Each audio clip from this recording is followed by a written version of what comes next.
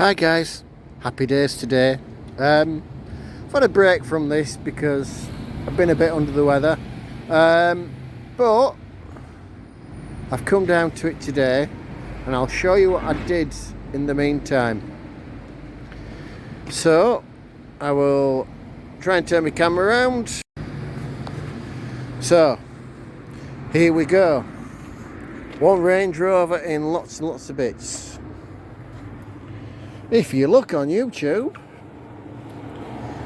underneath the carpet round about here, there should be a flap for the fuel pump, or should I say the low pressure fuel pump and the fuel sender. So I took the back seats out, lifted the carpet. It's a solid metal floor, so that was a complete and utter waste of time, but I'm not angry at that. So the only other way to get to it was to drop the fuel tank. So drop the fuel tank, check the plug, because the reason why I wanted to get to the low pressure fuel pump anyway, I have a really bad habit of the pump connections where the plug goes on, they break up. Anyway, tried that. The plug seemed okay. The wire, although it had been trapped, seemed okay. So I cranked it over, nothing happened. So right at the back here, there is a shredder valve. You know, like a tyre pressure valve. So I took the cap off, pressed it, a load of air instead of fuel. Right, fair enough, it's been starved of fuel. So I kept pressing that, getting all the air out. I'm presuming, because I can't see, the high pressure pump is somewhere in this area. And the reason why I worked on that theory, there's a pipe here. Now this pipe has a nut on, so I loosened that off, cranked it over until diesel came out. Then I went to where the injectors are. Yes, you can see they're covered in diesel, but at this moment in time I'm not worried about that. So I opened them up, cranked it until diesel came out of there.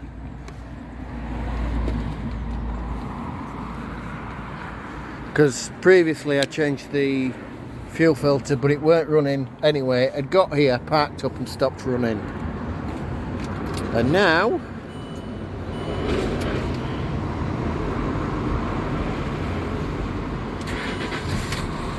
it runs. So as you can probably guess, I'm a happy bunny. I'll be honest, I did cheat, because there's diesel lines at this side as well. I believe it's a V6 diesel. I can't see for all the wiring. But I only actually bled that injector, that injector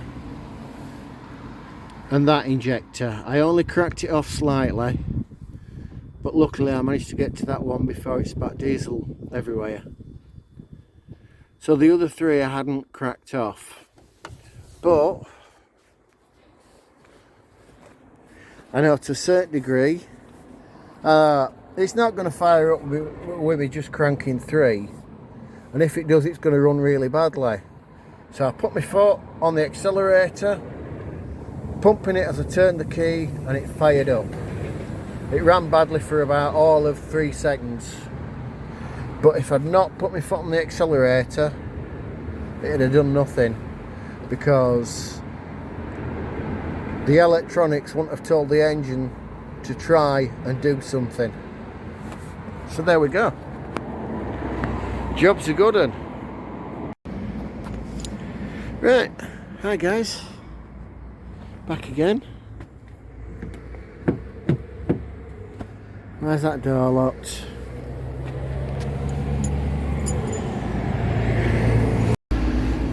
Hi guys, back again with the Range Rover. It still runs. As you can see, the seats are in. One thing to try and save other people a lot of heartache: if you have the seats with those seat runners, the tank you can't access from above. I asked today when I went to the dealers, how do you tell the difference? And that's how you tell. The other thing is that I'm putting the fuel tank back on today, and the reason why we went up to the dealers is for these. Now everybody says, oh yeah, you can go into an auto spare shop and just get them. No, up to 8mm you can. Up to 10 it's a bit different. Right, as I've just been saying, these, they're an M10 nut that goes in them. I can get up to M8s in the country, but not M10s. And these sit in here. Right. I know I'm shaking all over the place. Which, looking at this, they're slightly too wide anyway, so I'm going to have to nip them with the grinder. Right. I'll come away a bit. But yeah. So you can see, they slot in there. And then you can do your fuel tank up. And there's another one back here. Right. Let's see how far we get today.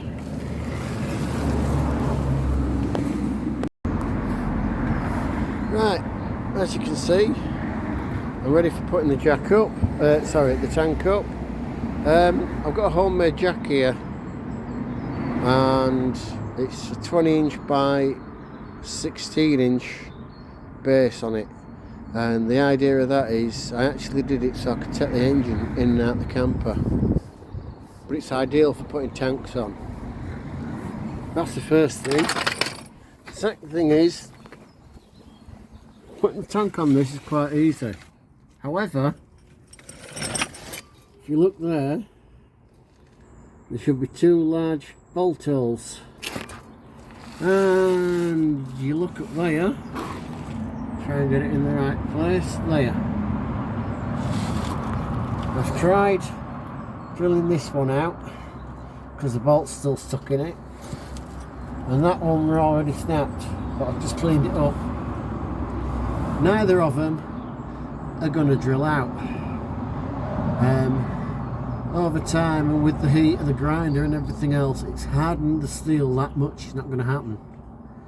So when I pop the tank up, I'm going to drill a hole through the plate of the tank, which is metal,